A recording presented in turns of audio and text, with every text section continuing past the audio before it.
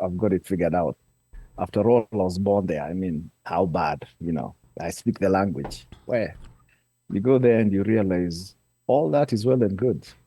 But even the guy who's on the ground is also looking at you suspect, wondering what in the world brings you here, why they should engage with you, what is it you're bringing that is of value. And as soon as they can get that value and also in the same token sidestep you, they're gone. Uh, and financial institution was looking to start a foundation. I think it was about $5 to $10 million. So the guy quit the job mostly on the basis that he wanted to be close to East Africa because he had family and family had medical issues and he wanted to be close by. So he put in his notice and he's moving back. And I think a week before he was to start, the organization. Joining us in a moment for part 2 is Kimani, a reverse diaspora returnee from Arizona, who moved back after 22 years in the US, spent over 5 years on the ground, and then quietly made his way back to the US under circumstances that left many with more questions than answers. His viral call on this show weeks ago shook timelines as he challenged the idea of going back home, arguing that many diasporans are not returning, but stepping into a system they don't fully understand. So tonight we go deeper, not just to understand what went wrong, but to build a real framework on what must go right for this to work. But the bigger question tonight is, are you ready to hear the truth, or will you keep holding on to the romantic fantasy of village sunsets and the dollar privilege? We're talking about the 3 to 4 income stream rule that most people ignore, the cash buffer you need before relocating, the 5-phase relocation model over 5 years, and the silent failures that many never admit publicly. So if you've ever dreamed about moving back or already planning your exit, tonight's conversation is definitely for you. So without much further ado, ladies and gentlemen, please drop an emoji in the comment section and help me in welcoming the mysterious, the bold, and the unapologetic Kimani, all the way from Scottsdale, Arizona. Kimani, welcome back for part 2, and we are glad to have you back. How are you doing, Kimani? Okay. Kimani, can you hear us? Yes, sir. Okay, now we can go. Yes. So I was saying, how are you doing tonight, Kimani? Are you ready for part 2? Great. I'm doing great. Ready for part 2. It's been an extremely interesting week since we last had the conversation. Okay. There's been very many ideas that have been presented and all good.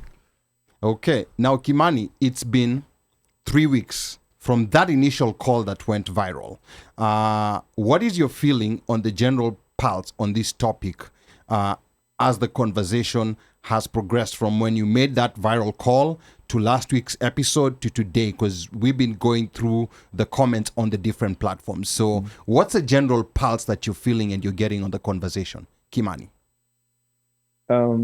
It's one very interesting conversation because depending on where one is in life, you kind of get an idea of how they are approaching the question. There are guys with young kids, and some of the comments are like, hey, boss, wait for those kids to be in their teens when they are more independent, etc. Then the move can be done. Then there are others who are approaching retirement, and those guys are already on the point of life where their income streams are more fixed income and they don't have too much risk, and they are willing to relocate and just slide into retirement villa story. So it's a very interesting question because depending on where you are in life, the challenges that present themselves are very unique and very different to each group of people. Okay, now I want to get to introducing the panel because we have so much to talk about tonight. Now, starting with you, Omosh, from Kimani's viral call 3 weeks ago to last week's episode, the framing was quite clear. Kenya is risky, Kenya is harsh, Kenya is unpredictable. Diasporans are quite naive about this fact. And this was the framing. I'm just talking about the framing, that there's a lot of naivete from the diasporans about the fact that Kenya is risky, harsh, and unpredictable. And it's a reason why many returnees end up having a rough time settling in, leading to some of them coming back to the US, like Kimani's situation. But tonight, of course, we're shifting that framing where we're saying Kenya is not broken, It's just a different operating system. And diaspora returnees are not incapable, but they're just underprepared. So in 1 minute, Omosh, do you agree with this new framing, or do you feel diasporans, including those who've tuned into our episodes, will still remain in the romantic naivete? And also for those watching, tell us in the comments, which frame do you believe? The old one of romantic naivete of Kenya's harsh environment for returnees, or the new one that sees diasporans not as incapable, but just underprepared? DJ Omosh Fire, twende kazi. Sante Ali. Thanks for Kimani coming back and chambuaring this from another angle. For me, it's still a mixed bag. But the whole point of unpacking all of this is so that we can then open it up so that folks get to see both sides of the coin, and you don't just go in all blind, or you say, okay, east, west, north, south, home is best, so it's going to be best. But that home that we knew then when we left and the home that we are going back to are not the same. So do you then call it home? And if you're calling it home, your operating circumstances definitely have to change. And in as much as one would say you go home prepared, I don't know if there is any prep that you can do that will prepare you for all the pitfalls that you fall through or fall into, whether it's having financial stability, whether you have, shelter, it's food, shelter, and Clothing. and clothing, right? Yeah. Whether you have all of those three things, it doesn't mean that there is no one else coming for those three things that you have, because you have them. Okay. And how to navigate past that is where the challenge comes in, because we've not been prepared for that navigation, because we haven't had to do it when we are out here. And I think that's where there's a big gap or disconnect. Okay. All right. Asante sana, Omosh. And then I also have Uno Mike himself back in the studio after a week away. So, Uno Mike. Yes, sir. The old romantic naivete, the old framing of romantic naivete by Kenyans in the diaspora, they're not realizing that the Kenyan environment is harsh and risky. And the new one that sees diasporans not as incapable, but just underprepared. From the 3 weeks we've been reviewing comments, we've been getting calls, from where we were before Kimani made that viral call to today. Have you seen any shift, or do you feel like people are still sticking to where they were before? No, definitely. There has been a shift. Okay. Talk to me about and the shift has been the conversation, because there's a realization, I think it's almost, somebody said, there's one time when Tyson said, everyone can be prepared.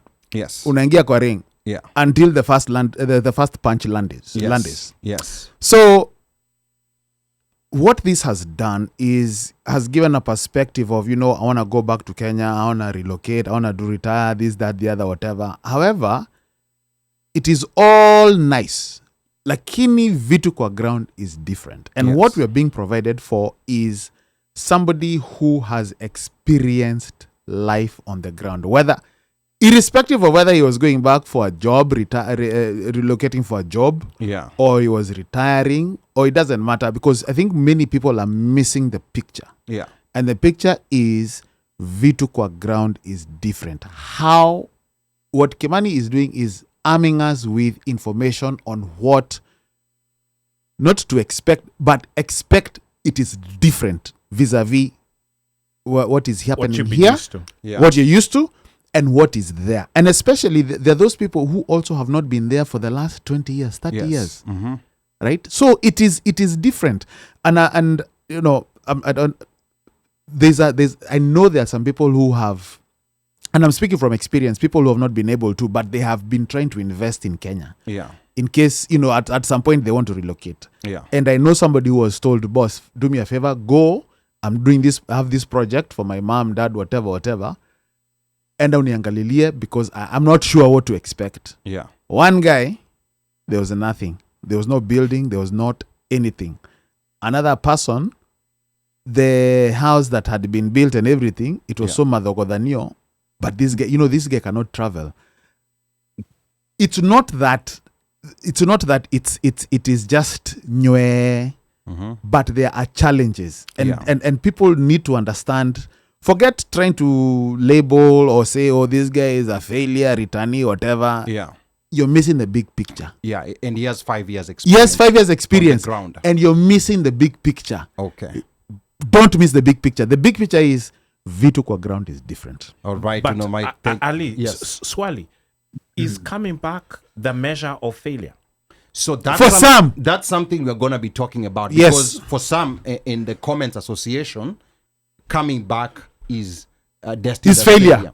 But that's a part of the conversation that we're going to be talking about tonight. The number to call is 202-683-4570. Press *5 to speak. Of course, we have Kimani, with us for part 2 after a very exciting part 1 after the viral call, and a couple of comments are coming in here before we go back to Kimani.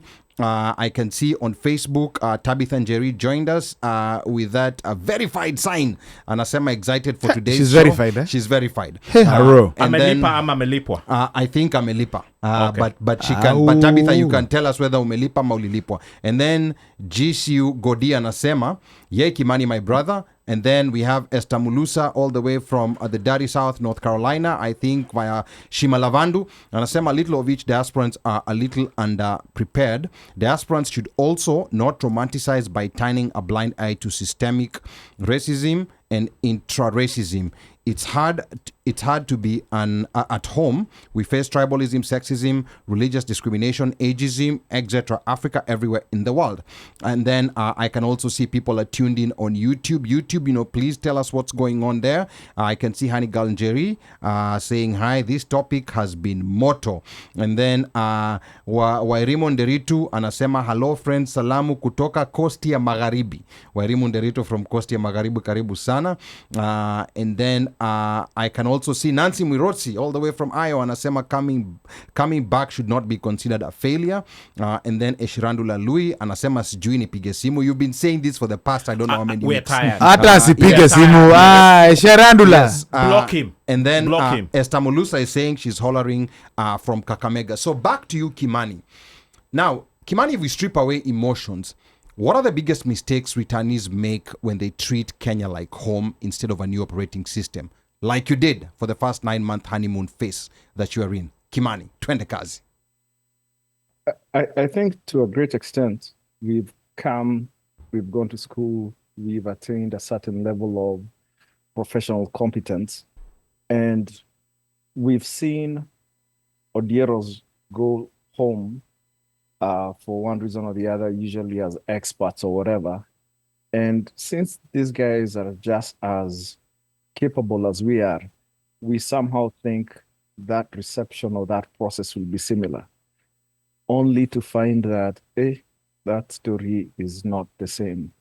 We don't accord the same level of gratitude or expectation to our returning brothers as we do Odieros. Odieros we just embrace.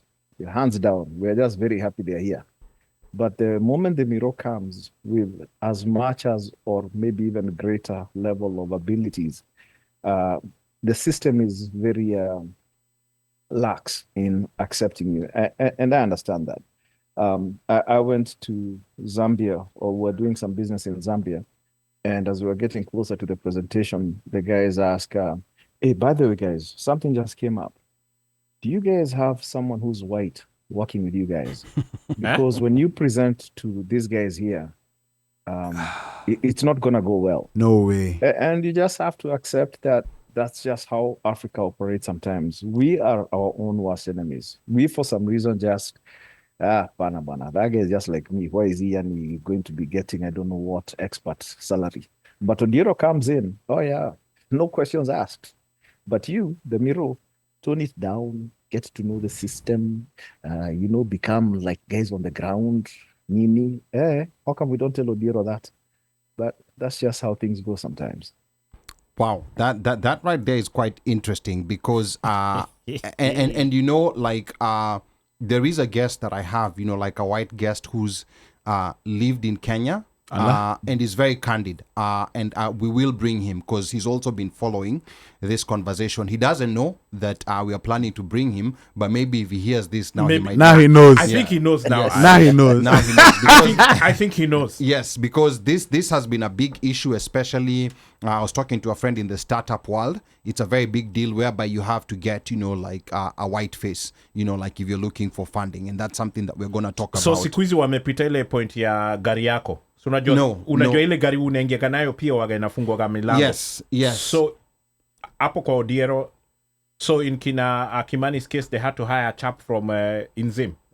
So I don't know, but that's a conversation. That's one episode that we'll have on its own. And also, like some comments still coming in here. I can see on YouTube, G2 Kali 812 anasema hello TZ guy watching from Australia. That is amazing. Tell us what's going on in Australia, G2 Kali. Tell us what Tanzanians they are saying about relocating. Give us a brief of the conversation that's happening in Australia with Tanzanians about this. And then I can also see Isaac hapo YouTube anasema who are Miros, who are Odieros. Okay, so Miros, and that's fair enough because we have a lot of non-Kenyans listening. Yep. Miros are black people. Yeah, Miros are black people and Odieros are white people. So I think it's important because now we have a lot of just non-Kenyans to provide context to who are listening. And then also I can see here Georgia Kadadi is tuned in. Karibu sana Georgia Kadadi. And also Nancy Mwiroti anasema Luya's in the house. And I also have Esther here again saying the diaspora is equally hostile to Africans. The mother country is equally hostile. Africans have it hard all over the world, whether home or away. At home there's tribalism, sexism, religious discrimination, ageism. Let's not turn a blind eye to the trials we face in the diaspora. And then Washeke says Odieros receive a red carpet from the incentives from the government for investing to access to VC. And then Sally Jones anasema, hey good people, I've missed you all. And Sally Jones, tell us how to get Medina Okot in the studio. Medina Okot, Kenyan, who was drafted in the WNBA. Story for another day. Sally Jones, kazi kwako. And then Nancy Mwiroti from Iowa anasema, I connected startup founders to a group. 2 Kenyans, a well-known Kenyan entity, Kidogo, they raised $2.5 million and the face of the business has been changed. Again, the number to call is 202-683-4570. Press star 5 to speak. We have Kimani, reverse diaspora returnee, talking about his experiences and what it is that those who are looking to make it work need to do to make it work. So Kimani, coming back to you, because a lot of people are driven by nostalgia, memories, identity, and belonging. In your view, how does nostalgia actually mislead people and where does it become actually dangerous? Kimani. It becomes dangerous because we don't vet it, or we don't vet Kenya as we would any other opportunity. The nostalgia factor brings in us a false sense of thinking that, oh yeah, I mean, this is familiar to me. I've got it figured out. After all, I was born there. I mean, how bad, I speak the language. Where you go there and you realize all that is well and good. But even the guy who's on the ground is also looking at you suspect, wondering what in the world brings you here, why they should engage with you, what is it you're bringing that is of value. And as soon as they can get that value and also in the same token sidestep you, they're gone. It's just the way it is. The rat race is just a little bit different on the ground, man. It's very different. So then the question is, who actually succeeds in Kenya? But not just in theory, but from what you saw on the ground. What do they do differently before they land? We're talking about returnees here, Kimani. The guys that I saw that were successful, and kudos to these guys. I mean, they're doing some wonderful things. Are guys who, in some way, have managed to retain that source of income or employment abroad. Whether you are working with Monsanto, whether you are working with IBM, you somehow have a special kind of reality or opportunity that allows virtual work from home to be extended to work from somewhere in coast. And so you're still making the US salary based on California standards and you're living in coast. Life is great. Others have maintained the ability to work in multinationals and you're going from one to the other, maybe because every time you're applying for a job, you're not applying because they've advertised there's a job opening in Kenya. You're applying for a job that is based in Stato. You'll even come to the States for interviews. Then when you get the job, so you're working from home. There you go. So it's very interesting. But those guys are the guys that I saw are doing very well. Other guys are folks who have taken over family businesses, farms, etc.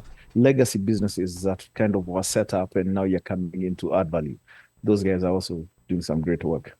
So guys doing remote work are from the US and guys who are taking over, like legacy businesses already established by their families. Those are the guys who are succeeding.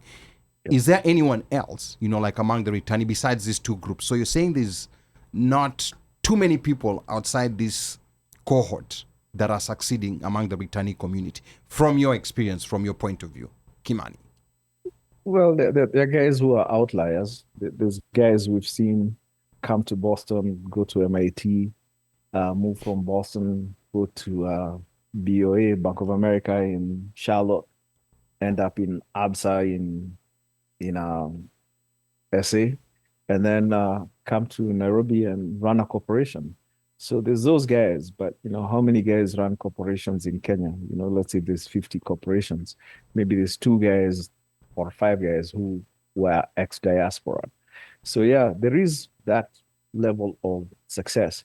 But even in many missed opportunities, I know one guy who was working for the Bill and Melinda Gates Foundation, and this guy has done some really good work in investments. And he was coming to run a financial institution was looking to start a foundation. I think it was about $5 to $10 million. So the guy quit the job mostly on the basis that he wanted to be close to East Africa because he had family and family had medical issues and he wanted to be close by.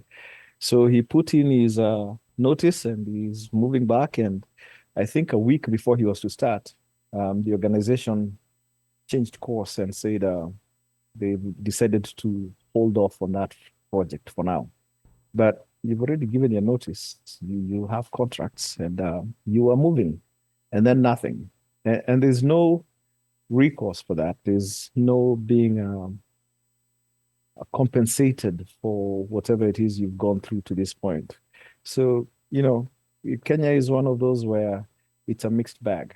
But to me, success stems from the idea that your major sources of income are derived from abroad. Then you just happen to live in Kenya.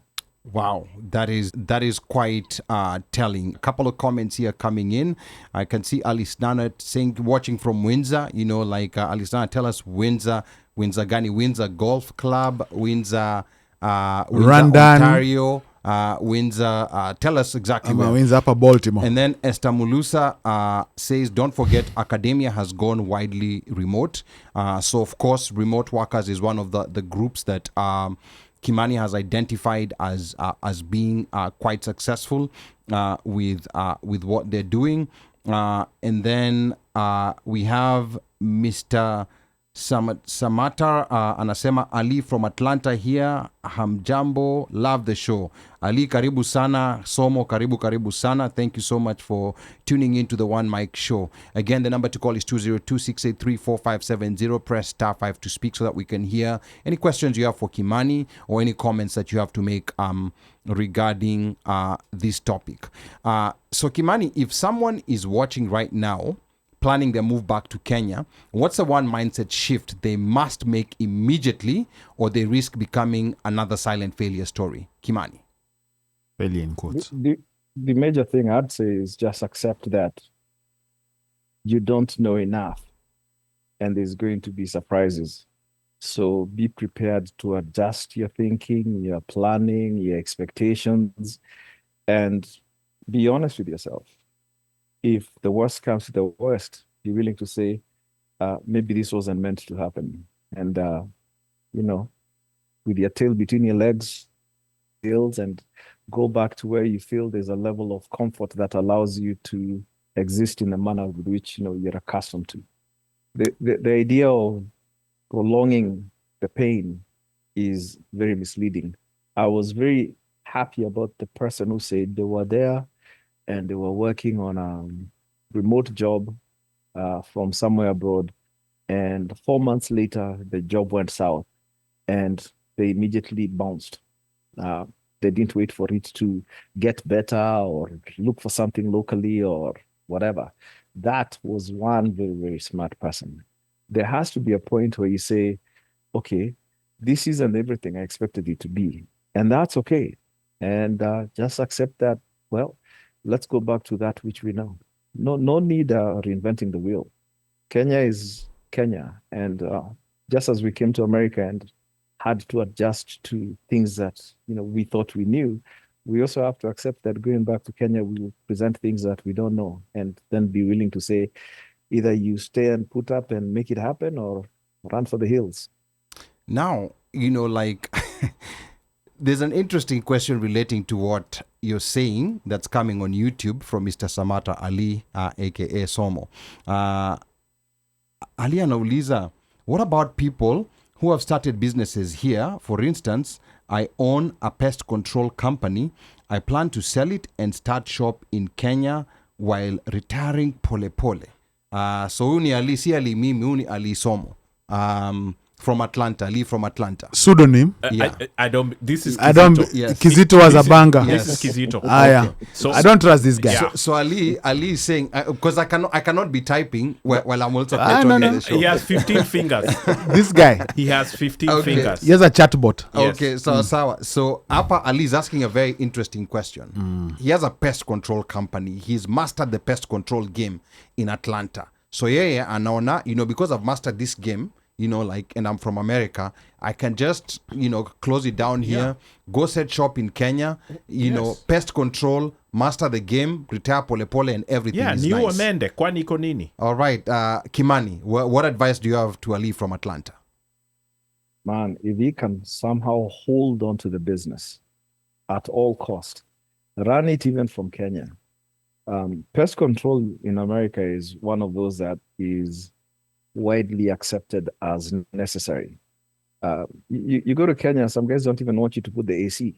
They get chills and they'll start Correct, getting a yes. cold, or they start sneezing or whatever. Yeah. Now you want to tell them you want to start any pest control their yard, and then I don't know, the doodles will eat what, and then it will be poisonous. So it's a different ballgame. There's some things that we take for granted that exist here that might not translate elsewhere. So why not hold on to the business, move back, pole pole, you're running the one here, and you can do parallel and set up another one and start seeing how the one in Kenya is also faring. But don't lose the one here. The one here is stable. The one out there is a long shot. Now, Ali's adding more context here, and he's saying, I visited home and the major company that I used to work for has opened a branch in Kenya. The trouble is red tape. So maybe Ali, you can give us context on the red tape. But he's saying the company has opened a branch in Kenya. I think red tape When ya you Kenya say is red tape, Yeah. red tape ya Kenya is at a different level. Yes, but but when Kimani- you want to go into your own nini. So Kimani, maybe with that Kimani additional tell us, context, is on red tape, Yeah. if any. If he's a person who's worked for a company that has somehow decided to delve into East Africa, I just go convince those guys to give you the ability branch. to run the Kenyan shop as a person who understands the market, was born there, etc., and try and grow the business. Anyone who can somehow look at a former employer in the States and then go back and say, guys, I have a great idea. I think we would do well in Africa. You know me, I worked here, I did this and that. Just help me set up and I will grow the business in Africa. That would be a great win-win. Great win-win. Okay, so Ali, you're getting free advice here. In case it succeeds, do not forget to pass that 10% to the One Mic Show. I think 10 is Kabisa. little. Yeah, I think no, 10 is little. we are not No, greedy. no, no, we are no, not no, no, greedy. no, We are Boss, we're not greedy. Yeah, 10% is good. We're Why doing you it the guys fair way. being Excuse nini? me. We're doing it the Brother, fair way. 10% Can is you fine. imagine rento kiliko Kenya alafu msee anaenda huko kukula hizo mamilioni na wewe uko hapo ndo unasema 10% na utapewa sijui a fraction of Guinea. I'm with Ali with Mazee that. tukue serious hapa. So unaona Kimani yuko hapa salivating with the maji ambayo hajanunua. I'm telling you bana, we need to start looking forward. All right. Thinking. Yeah. Now, Kimani, before we move on to the next segment, based on everything that you went through while you're in Kenya, if for some reason you were to do it again, what would you structure differently before making that move, Kimani? Well, I'm older now. My kids are older now. So my challenges and the things that would maybe impact my daily living are extremely different. And there is a chance that will happen. There's always, you go to a restaurant, you had bad food, bad experience, bad everything. But you come back a year or two later and you find it's under new management. And you say, okay, I'll give it a try. And you might be surprised at the outcome. I thoroughly enjoyed many aspects of living in Kenya outside of the challenges of getting a business set up or earning an income that was suitable. The interactions in Kenya are just on another level. You don't say hi to people by waving on, WhatsApp or something. You actually shake hands and have a beer or something and get to catch up. So there's so many levels of lifestyle in Kenya that are extremely appealing. And for those reasons, I see myself trying it again. At that time, I will have known I am not expecting to earn a living from anything to do with Kenya. The income streams will all be from abroad, and I'll just be there with some cash in my pocket and a lot of time to hang out and catch up with guys I haven't seen in a long time. Wow. Now, is it fair to say that the people who succeed in Kenya, rather the returnees who succeed in Kenya, are not necessarily the ones who love Kenya the most, but it's the ones who prepare for it correctly? So is that a fair characterization, Kimani? It's fair. The guys who prepare, I guess, more than adequately and have, insulated themselves from shocks are guys who don't have the same problems others have. I have friends who've been telling me for the last about 20 years that they want to move back. And it was, you know what? When the kids go in high school, I'll go back. When the kids go to college, I'll go back. When the kids are set up with their biasharas or jobs, I'll go back. So those guys have had 20 years. They were doing things, anticipating they are moving back that year. Those guys are very well prepared because there isn't much they will go and do that will be where you're, deploying capital to buy a car or build a house or whatever. All those things have been done. You're just going in smooth sailing, and it's like you've moved from one house out here to the next one. Things are already set up for you to just cruise. All right. Asante sana, Kimani. And I like the character the episode is taking today. Hata mpaka Kimani amesema, he's not closed the door to moving back to Kenya. He's not. Yeah, I think people were concerned, like the first time when he spoke and he said he misses Kenya like Vietnam. Or Fiji. Kwanza Fiji. Fiji is the one that threw guys off. Yeah, that threw. I think that, rugby. Yeah, I think those countries were picked deliberately. Watu, kuna vile iliingia watu. That Fiji Guinea. Yes. Moshe's over. No, lakini you guys, seriously. You know, when you look at this thing in context of what Kimani is bringing to us, you realize that he needs to pay us because we've been giving him therapy. It's interesting. He can actually invest in the show, by the way. Yeah, because it has opened him up to being open to going to Kenya openly. Yes, openly. And he was from calling it Vietnam Atulipe. or Fiji. Atulipe. Kanyo. It's interesting you bring that up because what I had thought was that some of this information that Kimani is giving, it has such high value that I was even thinking, are we supposed to reach, like in our shallow pockets and pay him the coins we have, because it's such high value, like, and you're seeing the comments and you're realizing it's people are life, collecting. yeah. But then I'd not thought about therapy. Therapy is expensive. It is very expensive. Yeah, it's way more expensive than the coins that we have that we Kwanza- can kwanza- give you. kwanza Yes. So you should kama pay us. hauna ile mentally Yeah. insurance. Yeah. It's gonna be almost more than zile school fees alikuwa nasema analipa hapa. And based on the interaction, Yes. it has opened up. People have been given the platform. The platform is there. People have been sharing, and it's Yes. across the Across board in the terms board, of yes. feelings, Yes. in terms of perceptions, Yes. in terms of like the lady that called the last time, North Carolina. Yes. 51 years in the US. 51 I years think in she's the a record US. holder. Right? On the current people alive. Yeah, I think and- she's a record holder. And then some people, and some people, like Dr. Alan, Yes. a doctor. Mtu amesoma huku, Something yani we never would have thought, Yes. right? mtu amefanya amenini. What we sometimes forget also is people who don't have the luxury of coming back. Yes. Those people mentally, where are they? Someone kwanza, like in like in our group, where a guy has just been picked up, has been here for 30 years. Yeah. 30 years. So those In are Kenya, people we they- need to look for. Exactly, Yeah. because they don't Kenya is totally different. Yeah. Superhighway, Shock Thika Highway, everything. Yes. Maybe where the parents used to live, that place has definitely changed. That's another aspect. So I don't call it, and I do agree, what with Kimani said, it's not failure. It's just that, it's like how sometimes, okay, that is not failure, but that is something that I'm not going to do again. I'm going to do it differently. Yes. Period. Because Yeah. I know the pitfalls. I know Yes. where the holes are, and so I know which ones to avoid as I'm driving up Langata Road. And consequently, because of this therapy that Kimani has been receiving, Yes. we've had him say there's an opportunity. Opportunity.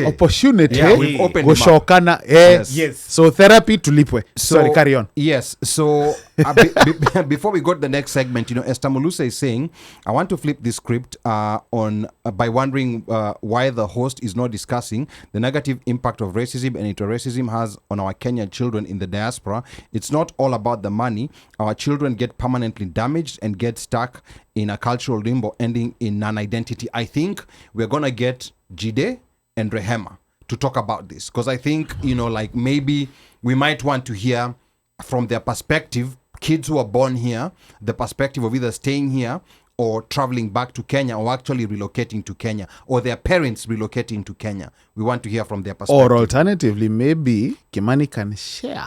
So yes, I don't want us to get into that today. No. I mean, just a tidbit. Yes. But okay, I get it. I get what you're saying. Yeah. Because it would be nice to talk to kids who The have moved adjustment back. for the kids. Yeah. Adjustment for the From kids. his perspective. From his perspective. Just a bit. That in itself is a very deep topic. So thank you so much, Esther, for giving us that tidbit. We're gonna put it in queue once we find the right guest. And if you have, like any guest, and I think it will also be nice to have you either as a guest or a guest host to also talk about this. We're gonna talk about that, Esther.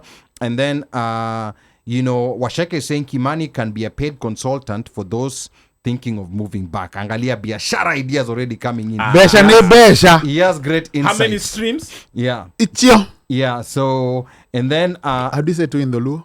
Ario. yeah. Ario. And then upper in on YouTube, Hosilando is saying the perpetual working from home host is in studio today. Yeah. So What? yes. So that's the Kamkunji It's speaking. called firing from the hip. That is the Kamkunji speaking. Osilando. Yes, Hosilando. Niki That's the Amen. Kamkunji speaking. And then Hosilando, his father says, easy on our Bostonian brother. He has given you material for the whole month, Bona. So and we appreciate. Yeah, not just this is more than maybe more than this content. person is in his house. Yeah. This person is possibly in his So house. he might be Amelipwa kakitu. he might be a paid he might be a paid hack. Okay, and then Hosilando, tuambie kama uko Arizona, or tell us where you're located and prove where you're located in the comment section. And then Mr. Samata anasema, Ali from Atlanta anasema, what worries me is the government, taxes and the red tape. For example, the regulations here on pest control is straight. You get certified, work for a company and open your shop, straight shot. Ndo hiyo hapo. So Mr. Samata, you know, like there was good advice that came from Kimani. I would advise you to listen. And I'll tell you this. Adonjo kwa ground inge nao wase. Let me tell you. I would what Kimani said, please treat it like ni Biblia. Ama Quran. Ama Quran. Kumbuka uni You know what? Sorry. Huyu ni Ali huyu hapa. Quran, not Biblia. Quran, in fact. Yeah. But I will also say this, and I've shared this story about my mother with her business, taxi business. That lady, sun up to sundown, Monday through Saturday, 6 a.m. to 6 p.m. Akona taxi business. She's in the office. In fact, people used to call her office Hague. Because if you go in there, that means kuna mahali umefambo somewhere. Yes. Like you've madhogodhaniod somewhere. Ameka GPS, ameka tracker and everything. Mm-hmm. And guess what? And you have to with those cars. She would still get gongwad. Now, how do you gonga someone who has GPS? Now you GPS in a pin switch. My friend, this is somebody who is 24/7 there. Yeah. So, and like Kimani is saying, you know, people look at, he's a failure or whatever, but they forget to really look at the nitty-gritty.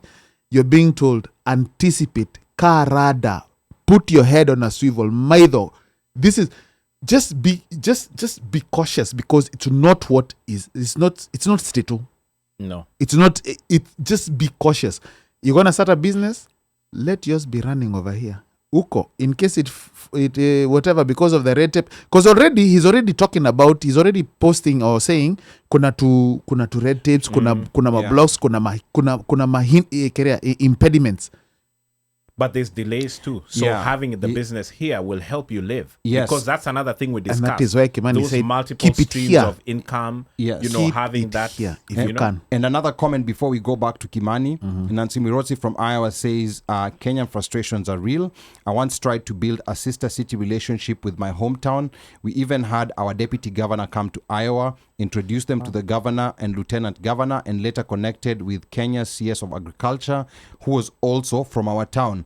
We had strong ideas on the table: a farmers exchange program, silos and grain storage, aquaponics, data, and the possible funding. Wow. At the time, aquaponics was still very new in that space. I also helped organize a startup competition. The county said they would contribute $100,000. We brought in over $300,000 in value, plus mentorship and support. We delivered on our end, but the county's $100,000 never came through. So yes, the frustration is real. And Nancy Father says the CS also came to the US. And then Atieno is saying, character development. And then our guest, like with name in a different font, Anasema grew up in Europe and moved to 254 after 9 years, struggled to connect with the education. Then I was sentenced to a shag school. Best time I had. Been in Seto for 20 years. And when I go home, I can't stay around. Week 2, I'm out to visit elsewhere. It's a hard place to live, even with income generating on the ground. I spend most of my time at digs, chasing documents from shags to Gava offices. Frustration galore. And then hapa on YouTube, Wangui karibu sana. Wangui says, anyone have any anxiety about the idea of moving back to Nairobi permanently? I love being with family, but get restless after a few weeks. I have ties to both places in different ways. And then Warimonderito says, it really depends on your stage in life. If you still have dependence, it's a different story. If you're near retirement, it's a plain canvas. Make it work for you.